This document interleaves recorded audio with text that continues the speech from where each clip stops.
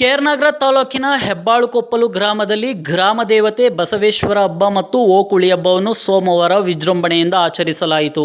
2 ದಿನಗಳ ಕಾಲ ಗ್ರಾಮದಲ್ಲಿ ನಡೆದ ಹಬ್ಬವನ್ನು ವಿಶೇಷವಾಗಿ ಆಚರಿಸಲಾಗುತ್ತಿದ್ದು, 2ನೇ ದಿನವಾದ ಸೋಮವಾರ ಗ್ರಾಮದಲ್ಲಿರುವ 200 ವರ್ಷಗಳ ಇತಿಹಾಸವಿರುವ ಬಸವೇಶ್ವರ ದೇವಾಲಯದಲ್ಲಿ ವಿಶೇಷ ಹೋಮ ಹವನಗಳು ನಡೆದವು.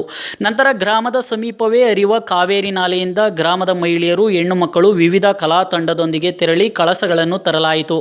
ದಾರಿಯುದ್ದಕ್ಕೂ ಇಕ್ಕೆಲಗಳಲ್ಲಿ ಗ್ರಾಮಸ್ಥರು ಕಳಸಗಳನ್ನು ವೀಕ್ಷಿಸಿದರು. ನಂತರ ದೇವಾಲಯದ ಮುಂದಿರುವ ಓಕಳಿಗೆ ಕಳಶಗಳನ್ನು ತಂದು ಅದರಲ್ಲಿ ನೀರನ್ನು ಹಾಕಲಾಯಿತು.